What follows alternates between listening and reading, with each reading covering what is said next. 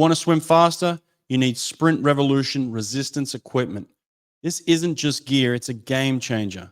Our propellers, power socks, stretch cords, parachutes, and paddles are all designed to build explosive speed and power in the water. If you're serious about taking your swim to the next level, you need the best resistance gear out there. Sprint Revolution, where speed is born. All right, we're going off grid today here with Ato Boldon. Thanks for joining, mate. Thanks for having me. Good to be here. Yeah, the voice of track and field, and one of the stars of the new Netflix series Sprint. That was outstanding, by the way. I love that. How'd that all come about? Well, let me correct you. I'm not the star. I'm just there to guide people through what's going on with the actual stars. I always make sure, that's a very thin line for me. It's like, look, you had your time, you've won all your medals, you're 50 years old. Understand who the real stars are. They are the stars. But yes, I am very appreciative of all the compliments that we've gotten about that show. I think it was a home run season 1, and I think season 2 is going to be better. How they established to do season 2? I guess season 1 was just a hit. Season 1 is leading up to and including the World Championships in Budapest last year. Right. And then season 2 is essentially the Olympic off season, preseason, early season, trials, and then it culminates in Paris. So the reason why I think season 2 is going to be even more enjoyable is because we've already established sort of the main players in season 1. Mm-hmm. And of course, the Olympics are a bigger prize than the World Championships.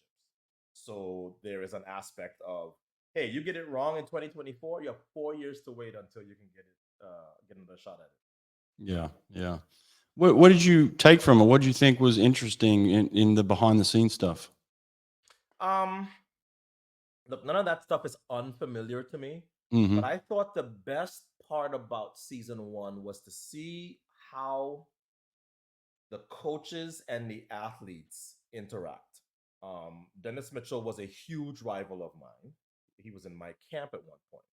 And I found myself at one point during season 1 going, oh my gosh, damn you, Netflix, you're gonna make me start liking Dennis Mitchell. Not that I don't like him, but of course we have that history together. You could see it with you can see it with Sha'Carri, you could see it with Noah. That was the first thing. A lot of the other stuff is not unfamiliar to me, but of course I've already had my career. I've already been in the Olympics and in the World Championships. To me, the real what stood out about that first season is that it sort of pulled the blinds back. It pulled the cover back on what it takes to be on the top of that podium. And to me, that's what the feedback that I got certainly from just random people was like, man, I didn't realize how much it takes and how much you have to be in, how much you have to be this and how much you have to do this and how stressful it is. So I thought that the reason why that show did so well worldwide is because people got to see things that they don't normally see and they've never seen before. Yeah. No, I loved it. I thought it was awesome. It was cool. And you got to see different coaching styles too, right? Like to me, like the Jamaican coaches are cool but they seem to have a line of like, all right, I'm coach, you're athlete, you work, I'm gonna give it, gonna give you what you need, and then there's some separation a little bit. It seemed like Dennis, to me, it looked like had more of a partnership, like we're in this together. We're going to go to the line together. We're racing together. It just seemed like that's the way his athletes needed that. Did you get that sense too? Yeah, but I think because I know Dennis and I also know Stephen Francis and the other coaches who are in MVP and would have been dealing with their athletes. That's not just a Jamaican versus USA thing. It's more of that's the individual coaching personalities. That's how Dennis coaches the way he is. Frano coaches the way he is. Lance coaches the way he is. So I thought it was more you coach the way your personality is rather than, the American coaches seem to be a lot more hands-on than the Jamaican coaches. The other thing is that Sharika is older. And she does not, to me, what I saw was she doesn't need as much hand-holding because, when Sharika goes to Worlds, it's her fifth or sixth World Championships. Hmm. Well, for Shakira, it was her first, Yeah. and for Noah, it was his first running the 100. So Mm. there was a rookie versus veteran aspect to it as well. Yeah, no, I thought it was outstanding. All right, let's talk sprinting because I'm super interested here, and it's the first time I've really had like a solid expert who can kind of give me some ideas of what's going on here. So 100 and 200, talk to me about that. Why is there such a difference in the type of work that's needed, that maybe the type of athletes that win it, the type of athletes that run it? I mean, to me, it's 10 seconds. It doesn't seem like a lot, but to you guys, it's major difference, right? You can fool at 100 a lot of the times. You can be in reasonable shape and still crank out good hundreds.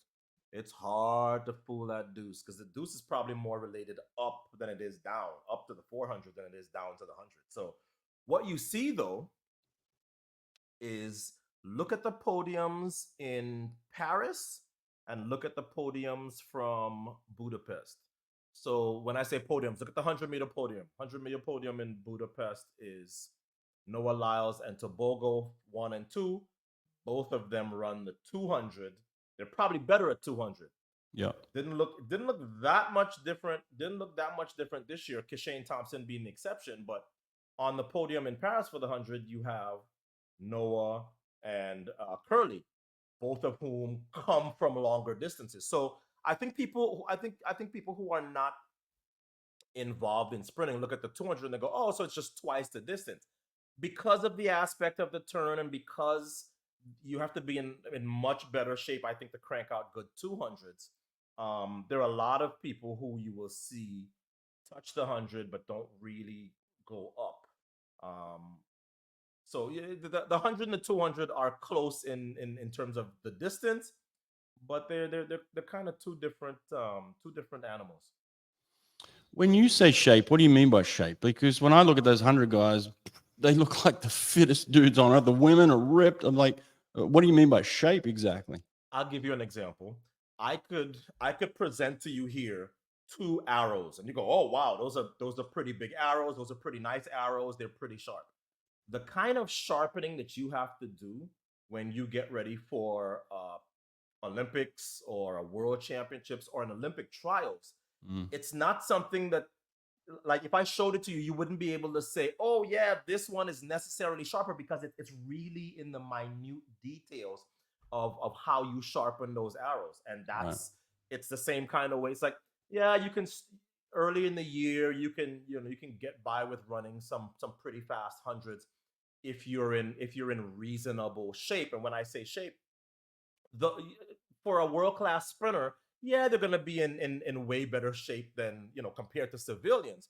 But compared to other sprinters, Mm. Noah Lyles or Fred Curley in April, May versus Fred Curley and Noah in June, July, it's two different animals. They may look the same, but they are razor sharp. They are to the point where, if, like, you ever seen those examples of where you drop a cloth over a really sharp knife and the thing just slices in half. Mm-hmm. That's the kind Mm-hmm. of to run the kind of times that those guys have to run to win. That's the kind of shape you have to be in. So it's all relative, absolutely. What's the difference between the type of work they're doing in season and the type of work they're doing, in the postseason where they're racing and they're getting that sharpness? Is it kind of just volume stuff? Yeah, because before the season starts, you're doing. I mean, depending on the coach, I heard Gabby Thomas, who won the Olympic 200-meter gold for the women, talk about how her coach has them run a mile in their off season. I'm like, Right. whoa, that goes against everything. That's like, but it's not really for the physical. It's for this. And she Mm. says everybody has to psych themselves up. So it's really a matter of what your coach believes. The Jamaicans, for example, and with Sharika, he will push them way into months that other people are maybe running early season meets, Texas relays and Mount Sac, and these meets that are in March, April, May. The Jamaicans in that MVP group and all the athletes that have come out of that group, they believe in, we're gonna do a really long preseason, but we're also going to have enough work in us where by September. If you look at the MVP athletes, think of Sharika Jackson last Hmm. year at the Diamond League final, which is in September. But she's rather, we went into the meet talking about could she approach 21:34, and I believe she ran 21:4 or 21:5. So some coaches believe in let me just get you enough work, and then we'll fill in some of the work as the season gets further on. And then there are others who believe, let me do most of the work that I have to do, and then it's just a matter of keeping you sharp as the season goes on. So give me an example of a week when let's say for you, when you were training or if you're coaching these days, what's a week breakdown? Like, how do you break down the training that is necessary in terms of building that speed and that endurance that you need? Well, I think as a coach, you have to sort of look at the individual and go, okay, what is he or she strong in, and what are the things that we have to work on? So if I Right. have a 100-meter sprinter that's having a problem finishing, well, I know that they're going to get a steady diet of 300s and 400s and maybe even 500s in practice, not because I want to overtrain that energy system, but at the same time, I have to make sure that when this athlete gets at the top speed, they are able to hold it. Because you see a lot of sprinters where it's like quickly to top end speed and then right back off. So there is something to be said for, as I always say, trust your eyes. What is the athlete giving you in terms of, this is what I need? Maybe you have somebody who can run all day, but they don't have the top end speed. Well, then you have to get down and and be doing 30s and 60s and 80s and hundreds and 150s, where it's like, okay, so let's well, maybe not that high, but in terms of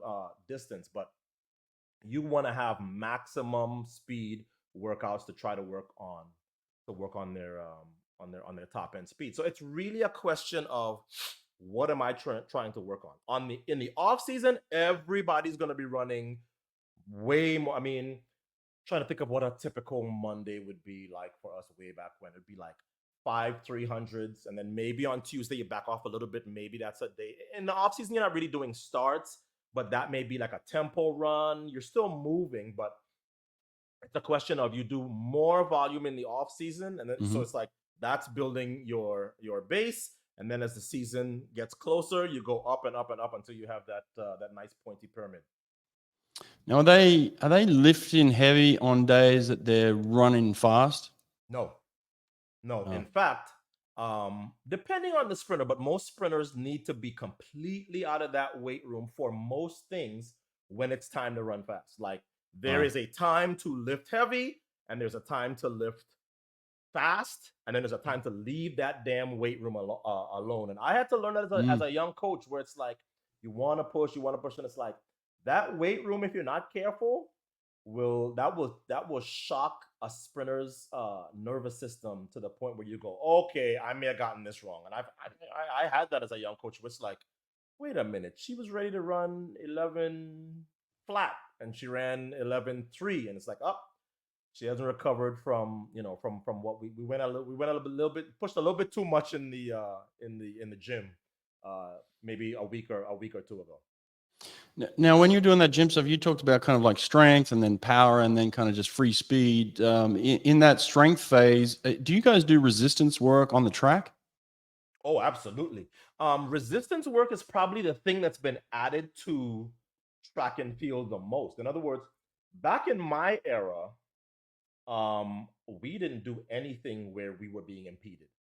Nothing was holding us back. We Mm, didn't do mm. sleds, none of that. Because at the time, the thinking in the sport was not in that direction.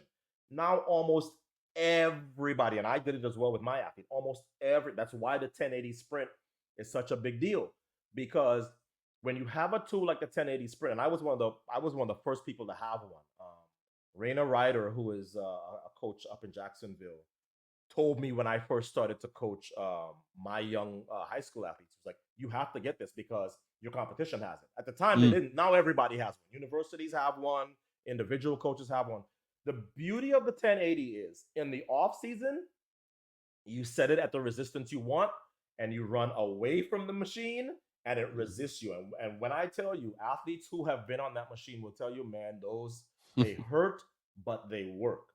Yeah. Then when the season gets a little further and you want to do overspeed, now you run towards the machine, and the machine pulls you at a speed that's a little, depending on what you want to dial in, that's a little faster than what you can do on your own. Mm. I don't know of any world class coaches, certainly now, who don't use it. Even if they don't use that particular machine, they have something where when they need it, they have resistance, and when they need it, they have something that's pulling their athletes, in terms of overspeed. It's all right. Yeah. So that's interesting. Yeah, I like that. I've seen 1080 applications with swimmers. I have Yeah. seen people that Yeah. I've seen, and I go, oh God, that thing is hard enough. I imagine you can't dial it up too much in the water because the water already provides so much resistance. But I have been on that 1080 machine once or twice, and I was like, never again, because it made my hamstrings hurt in places that I hadn't felt in 20 years. So I Well, was like, we're at the no, same point, this no? is for young muscles. Yeah. Swimming's at the same point. Like we're figuring out, okay, we're adding resistance now. Like we didn't do that stuff before. We just did miles. We swam up and down the pool, Well, as the and thinking changes, yeah, that's why I say it's hard to compare eras because we know so much yeah. more about what works across the board in sports. There's things that cyclists are doing that they weren't doing 10, 15, 20, sometimes 30 years ago. So, yeah, the sport is always evolving, as you know. Now, who regards themselves as a sprinter in track and field? Is it just 100, 200? Is it beyond? No, anybody who look, jumpers think they're jumpers, and Uh that's huh. correct. Yeah. Hurdlers do not refer to themselves as sprinters. I mean, unless you're like a Grant Holloway, where you can probably run 9 seconds for 100 and 19 for a 200 and 44 something for a 400, and then be a hurdler. But no, sprinters from 100 to 400. If you run the one, the two, or the four, although now that I say 400 meter, you say, if you ask Michael Norman what he does, he's like, oh, I'm a quarter miler. So they Yeah. create their own little subset, I guess. But yeah, 100 and 200 guys will certainly refer to themselves as sprinters. Everybody else is either going to say 800-meter guy or quarter miler or hurdler. Now, in regards to that, right? So sprinters, let's say we do say 100, 200, 400. Is the same coach coaching the 100 guys, the 200 guys, and the 400 guys, or do you have individual coaches for each distance? It depends. If you have somebody with like the breadth of knowledge, like let's say Bobby Kersey. Well, Bobby Kersey has people in his camp who are hurdling, Kenny Harrison, who are running the 100 and the 200 in Jenna Prandini. But then he also has Sydney McLaughlin-Laroni, who is, of course, the greatest Yeah. ever in the 400-meter hurdles and just coming off of another spectacular season. She's now been undefeated since 2019, and Yeah. nobody's been Freak. close to her. So, yeah, somebody like that, sure. Me, I would not. I mean, 400 is about the edge of my knowledge. So you would not see me seriously trying to coach anybody in the 800, and I sure as hell wouldn't be trying to coach anybody in the hurdles, which I don't know. I don't have. I would recommend that to somebody who hurdled, or somebody who I thought had more, who had more experience.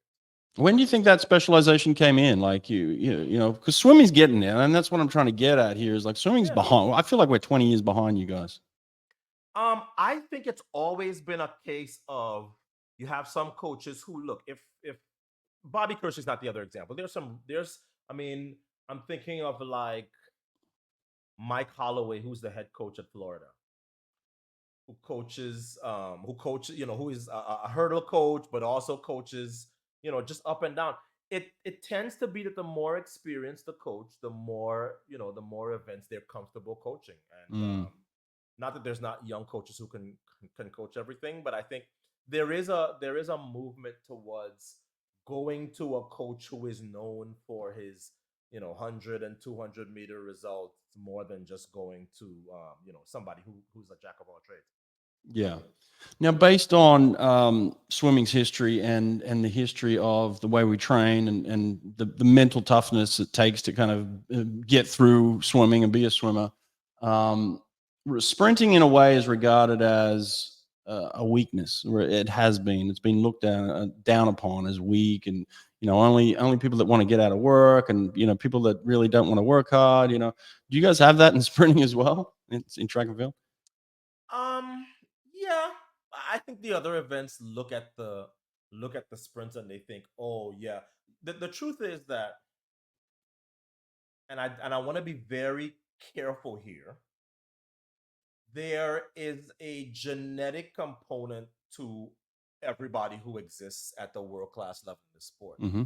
But it's almost like George Orwell in 1984. All track athletes are considered equal, but sprinters are more equal than others. The genetic requirements to be in that 100-meter final, I think, would supersede just about any other event, because there is the you have to be born with it more than anything else. It's like you can do a certain amount of mileage and you can get better as a distance runner. There's other events where it's like, okay, you can kind of, I don't want to say fall into it, but if you really work hard, you can get better. You can't even show up and say you're training for the 100 if you don't have a certain genetic makeup. That's just the way it is. So yes, the sprinters make all the money, and the sprinters get, The Netflix in my series. event, it's the 100 and the mile. Those are the two. Yeah. I was having that conversation this year. It's like, it's never gonna change. The 100 and the mile are the sexy events, and it's not that. I mean, my favorite event to call is the women's 100 hurdles. Why? Because I think it's one of the prettier events in terms of when you watch it in slow motion. The men too. But what I love about it is nobody ever gets to be on top for very long. So I think since 2017, we've had a new world champion every year and a new Olympic champion every year. I Wow. love that. The 100 is, the 100 has a high turnover as well, but no, I think there's a lot of scorn that the 100-meter sprinters get, and it's undeserved, because the 100-meter sprinters don't work any less. And you think it's less work to get ready for 100? Yeah, no. I would say, on one of the old sprinting adages, it's harder to refine a pen than a tractor. Well, in track and field, what's the tractor and what's the pen? Yeah, I like that. I'm going to use it. We saw something for the first time in Paris in swimming. The final of the 50 freestyle on the men's side and the final of the 100 freestyle were 8 completely different competitors. So you had 8 guys in the 50, completely different 8 guys in the 100. Now, that's not to say that can't go up, or the 100 guys can't go down. Look, there can be some crossover. What I'm saying was just one of those situations where people are starting to specialize more in swimming now. It's getting to the point where we're starting to understand sprinting. We're starting to value it. There's a gold medal on it at the Olympics in the 50 freestyle. There just never used to be any value on it. It used to just be like, oh, you swim at 50, you're a joke kind of thing. And now it's like, I never knew that. Never knew that. Mm-hmm. Yeah. So the 50 came in 88 was the first time in swimming, and it was just. Yeah, Matt Biondi and Tom Jager, these guys. Don't ask me how my brain remembers that. Well, Matt Biondi's a star in swimming terms, but yeah, he's a freak. And then you have Alexander Popov came in, and Popov won in 92. He won the 50 and the 100, and then 96 he won the 50 and the 100. So he won back to back. But it was just one of those things where you swam the 100 and the 50 was just what you did. 2024 is different. Now we're at a point where they're saying, hey, it's a 21-second race, right? 21 second as opposed to a 46-second race, right? It's basically double, more than double. So you're getting athletes saying, well, I'm going to specialize in this event and I'm going to swim this event and they're going to give me a gold medal for it. So yeah, it's been fun to see the evolution of sprinting in swimming terms. And so that's where I'm at a point where I'm just trying to take it all in from all these different points of like, how can I learn from track and field? How can I learn from cycling? All these places that they do sprinting.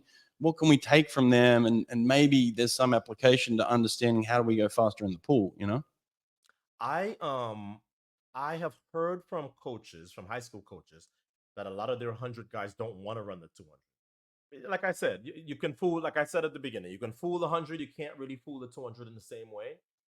But I think once they start getting beaten by guys who are good at the 200, they go, okay, so I gotta do this 200 too. But I think there would be a huge division in terms of guys like that running just the 100, but I don't really want that 200. But in sprinting, if you're good at the 200, you have a lot of the tools that you need for the 100, certainly the latter half. And that's why Fred Curley has 2 Olympic medals in a row. And it's why Noah Lyles, who was, for all those years exclusively a 200 guy, is now the world champion and the Olympic champion in the 100. Right. Yeah.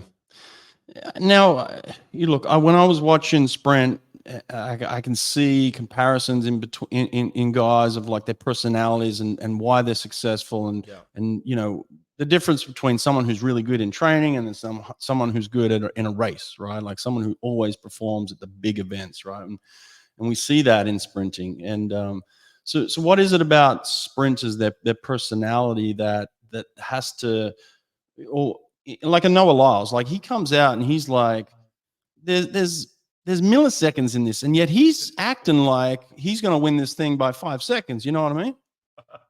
I know exactly what you mean. Noah is just the 2024 very, very extreme version of it. Now, I feel like I've watched every damn race that's ever been put on YouTube. I've made that my life's mission. I have never seen somebody enter a stadium the way that Noah Lyles did in 2023, and he took it up a notch this year. Because if you watch the U.S. Olympic trials, and then I was like, not even Usain Bolt, not even the GOAT, came into a stadium like this. Now, it's endeared him to millions. It has also turned off a lot of people. In fact, I was having a conversation this week where I said, you know what, Noah may have to adjust a little bit with sort of, and maybe he won't, and which is fine. That's, nobody could have told me when I was Noah's age to adjust a damn thing. But I look at him as somebody who is 50 and somebody who's been through what he's been through, and somebody who is sort of not a gatekeeper, but somebody who is one of the people who, who's been around quite a bit in this sport, and I understand the sport. I do not recall the last time that somebody got as much hate as Noah Lyles did. Because the week after the Olympics, I was like, I mean, there were people celebrating in Botswana in wheelchairs mocking Noah. You had all the guys that matter in the NBA were like, bronze medalist in the 200 says what? World champion. Like, it's like everything that people have been waiting to get back at Noah for something he had said. We got it now. And I was like, this guy has the most coveted medal in the whole Olympic Games. And you go on social media and you can't tell. You cannot tell. I think he pissed off Wade Van Niekerk by saying, "Oh yeah, I could get the 400-meter record," and he clapped back and said, "Yeah, don't you worry about that 200 first, which you've been chasing, before you talk about my record." So I feel like there may be, maybe there won't be. I think there's going to be a concerted effort by Noah to rein in the talk. Maybe the antics will continue. Maybe they'll be tempered a little bit. I doubt it, but I think maybe the talk he's going to reel it back in, because it's like, Noah, the Olympics are coming to your country in 4 years. You don't want to. I understand. Look, I kind of had his back with the whole NBA thing with the NBA clubs calling themselves world champions. Yep. You did not beat the rest of the world. And yes, you can make the case that the NBA has the best talent in the world. Sure, nobody would dispute that. But there's something that's a little disingenuous about it. Of course, American sports, the NFL calls themselves world champions. And I don't know of too many other countries that play American football at a world-class level. So I understood what Noah was saying, but I think his delivery probably rubbed some people the wrong way.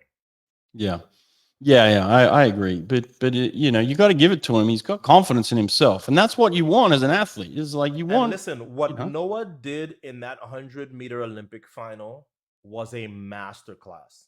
He was the last to 10, 20, 30, and 40. And then everybody else starts to make unforced errors. And he has maybe one of the best finish. It's probably the best finishing 60 since Carl in 1991, or maybe even Donovan Bailey against us in Atlanta. But it was masterful, because he doesn't. The first time in that race that Noah starts to decelerate is just after 80 meters. That's insane. Everybody else starts decelerating a lot further from the finish line. But yes, Noah has that poor start, and yes, it takes him a while to get going. But once he gets going, he is masterful. And then he still didn't have the win. He has to have one of the best leans ever and that gets him the win by all of 0.005. So once I got a chance to break that down, and people who want to see it can watch it on my Instagram. Once I got a chance to like look at all the angles and look at all the shots, I just went, you got to give it up to somebody who has only been really trying to run this 100 for about 3 or 4 years. He really did a great job, and he deserves that Olympic gold medal in the 100. Let me ask you this, for the people that don't fully understand sprinting and speed and top speed, the harder you try, the worse it is, right? We know that. Like the more force you try and put out, you just end up falling in a bucket in a way, don't you? I wouldn't be that general about it, because if I showed you a head-on of Noah's last 60, you wouldn't say that he's not trying hard. But I think you talk about relaxation, and that's important, isn't it? Right, but that's such a broad term. You have coaches all over the world scream at their athletes, relax, relax, relax. It's like, first of all, that is such a general term. And two, what does it really mean? When I'm at full sprint, what does it mean to be relaxed? What Noah, and here's what it means ideally. It means that once you get to top speed, trying to do any more is counterproductive. That's the best way I can explain it to somebody who has never sprinted before. It's like, okay, so now I'm at top speed. What else can I do? You can't do a damn thing. And if you try, it's counterproductive. You start slowing down. And you saw that in the Olympic final, where guys were like, oh my God, maybe Kashane to a certain extent. If you watch the last 30, you can see some like, oh, it looks a little muscled, doesn't it? Little forced, right?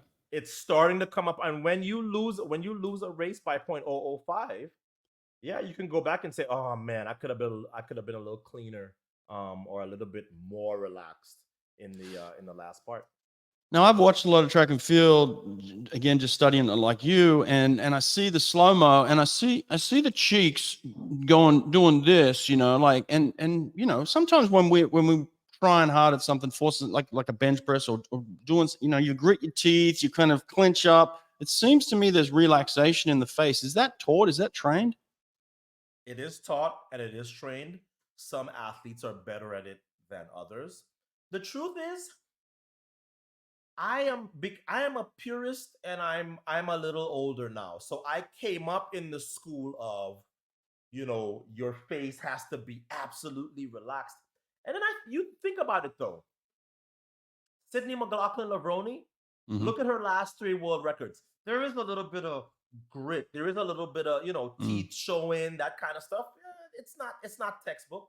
The best example I think you can have of that is from Paris, the men's 400. You have Quincy Hall, who comes off the turn in, I don't know, 6th. And you look at his form and you go, oh my God, that's horrible form. Well, is it really? Okay, so his head's back, and that's not ideal, and that's not the way you... But I watch him, and he's like, yeah, his head is back. But you know what's not back? His arms are coming up, and the arms coming up are going to keep his stride open, and he's catching everybody in that last 100. He wins the gold. I'm pretty sure he ran the fastest last 100. And a lot of people would look at it and go, oh my God, but his form is so terrible. It's like, look at it again. So I have gotten away from this whole everybody has to look like, the Terminator 2 when they're running. The truth is, if I coach you, you're going to look a lot more like the Terminator than anybody else, because I come from that school. My coach was John Smith. You look at John Smith coached athletes, and people who he coached who are now coaches, their athletes look the same. My form looks a lot like Michael Norman, looks a lot like Carmelita Jeter, looks a lot like Maurice Green, looks a lot like John Drummond, looks a lot like Ingram Miller, because we're all sort of from the same coaching tree and philosophy. But I stopped sort of feeling like everybody else has to look a certain way, because the truth is, there are a lot of other ways that I see people run that is very effective for them. Michael Johnson did not look like me when he ran, but his form worked for somebody who had, a really long upper torso and maybe slightly shorter legs. So that's the beauty of track and field. Everybody's form, for the most part, I think suits their body. I want to plug some Swim Nerd. Swim Nerd. Go to swim practice, swimpractice.com. Go there, buy a pace club. If you don't need a full industry-sized pace clock, get the mini pace clock. They're brilliant. I've got a couple of them. If you've got a pool that hasn't got a pace clock, put it down, you program your set on it, and it just takes care of the rest. Swimpractice.com, get yourself a Swim Nerd pace clock. How do you feel about the world records in the hundreds? Talk to us about the Usain Bolt one. I mean, that's just so fast. It's ridiculous, but we all know about Usain. But then the women's is still Flojo, right? Yes, the women's is still Flojo. I was a believer that Shelly-Ann Fraser-Price or Elaine Thompson-Hera would get the 100-meter world record. I figured, it would have to be when they're both in shape, Now I think you'd have to look at somebody younger, like a Sha'Carri, like a Julian Alfred, somebody in that age, because I think once you get past a certain age, if you haven't really shown the ability to come near it, I don't know that you're gonna suddenly find that different. On the men's side, I have for the whole year I heard guys talking about, oh yeah, the 100 world record. That 100-meter world record right now, I think there's about 2 or 3, and it's more 2 than 3 if I'm being honest, that have a shot at the 100 record. The 100 record, I think, is the harder of the 2 records. I think 1919 is likely to go first. Yeah. Tobogo has a shot at 1919. Mm-hmm. Noah has a shot at 19. To a lesser extent, I think Benarek, who's now twice an Olympic silver medal winner, has a chance at it. But those records, that's not going to be one of those oops, they broke it records. Certainly not the 100. 957, you have to have Christian Coleman start, a Kashane Thompson middle, and a Noah Lyles finish. And as a result, I think Kashane and Noah, and more Kashane than Noah, quite frankly, when I look at age and race model, I think Kashane Thompson is probably the one who has the best chance at the 100. And I still think Noah and Tobogo have the best chances at the 200 world record. He's just a mutant, right? He's just one of those freaks that came along and was just like, what the hell is this, man? This guy's so good. He's short. You mean Tobogo? No, I mean Usain Bolt. Oh, no question. When I see people who are into the biomechanical side of things and they break down what Bolt did and how he ran and why he was so good, I just go, he's a unicorn. Yeah. He's somebody, and I say this all the time because I think people forget, or some people did not know. Usain Bolt is 6 feet 5 inches tall. Yeah, he's a monster. People forget that. I said that in an interview the other day, and somebody went, "Wow, he was really that tall? I thought he was 6'2". No, Usain is 6'5". Mm. If he walked into a track meet, you'd think he was a high jumper. Mm. He is 6'5". Yeah, but he has the ability to turn his feet, his legs over, like somebody who is my height, 5'9". That's what makes him the GOAT. That's the best way I can explain it to you. So you have a big wheel that's capable of covering ground, but it can turn really, really quickly. It's like, think of if you had a tractor wheel and a Mini Cooper wheel. Okay, now go. The Mini Cooper wheel is gone. It's making all these revolutions. But once that big wheel starts to turn, we know what happens. And that's why he was, you could count Bolt's 100-meter losses in his pro career on one hand, and the 200 even fewer. I'm trying to think of the people that beat Bolt in his pro career. Tyson Gay at 200. Tyson Gay, Wallace Spearman, couple others. In the 100, Johan Blake too. In the 100, same thing. Johan Blake, Tyson Gay, Christian Coleman, Gatlin. I think it's like 4 or 5 people. It's not that many people that can say that they beat Usain Bolt as a pro. What about the mental side of sprinting? How does that come into play here?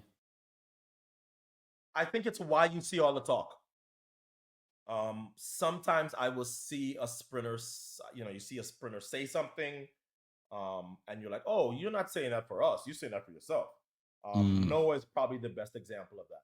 Noah has literally talked himself into being a 3-time world champion in the 200 and Olympic gold medalist in the 100 and world champion in the 100, because Noah has always said, I'm going to figure out the 100. And people go, yeah, that's fine. We'll see. But he went and did it. He took his lumps, figured out the 60 when I said it. When Noah started to figure out that 60 meters indoor, and he beat Christian Coleman last year at Nationals before losing to him. Well, actually, no, that wasn't last year. That was this year. He beats Christian Coleman at Nationals this year and then loses to him at World Indoors. And everyone's like, oh, Christian got him. I'm like, yeah, Christian got him at Worlds, and that's great. But what is the rest of the world going to do if you can't put more than a half a step on Noah at 60 meters? And that's almost exactly what happened in the Olympics. So people who understand the 100 could see that coming. Noah, I think, is another reason why he's so deserving of that 100-meter gold is because he went back and worked on things more than any other sprinter. He is the one that improved his 60-meter best by almost 2/10.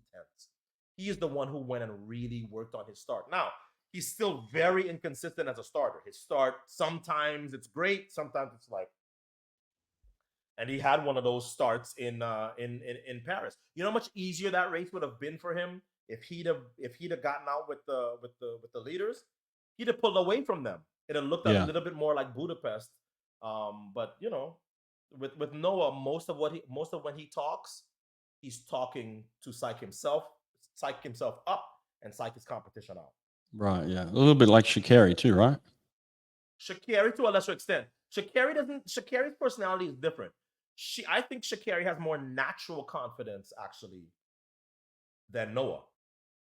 So when she says something, she believes it 100%. She's not saying it just to like she didn't feel like, oh, I gotta say this for Julian Alfred, or I gotta say this for Sharika. No. Yeah. Excuse me. Do they drag their toes out of the blocks? I see that sometimes where they're dragging their toes. Is that a part of the technique, or is that just something they do? If you look, you'll see it a lot less now. The drag the toe, that's a whole other show.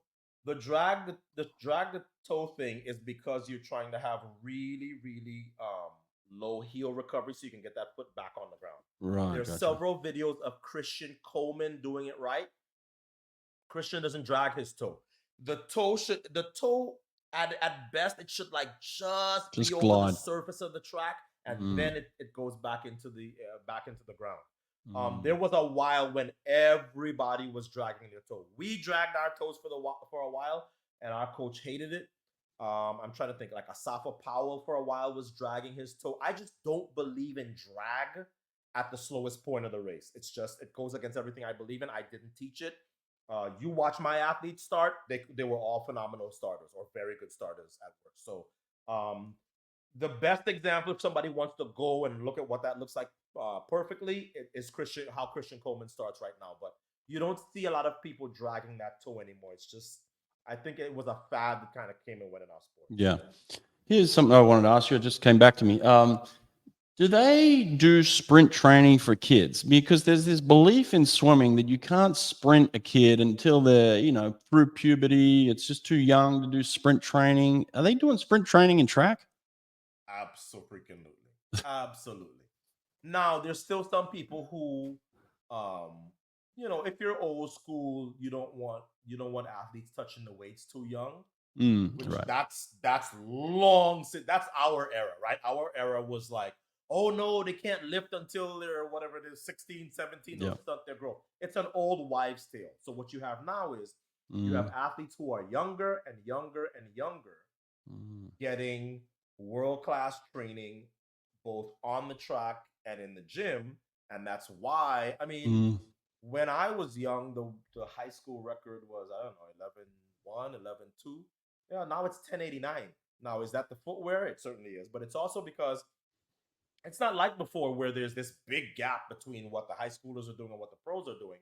Now it's just younger athletes basically doing the same thing. That's why. That's why.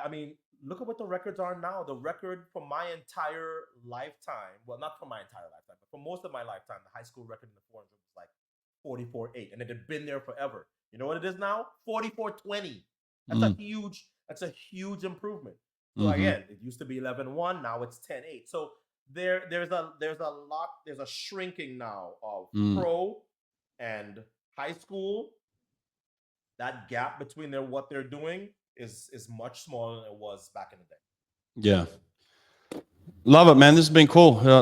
Enjoyed it a lot. Fascinating. Thanks, man. This has been awesome. Absolutely, man. I always enjoy talking shop with you. Anytime. Yeah. Okay. Take care, buddy. Take care. Cheers.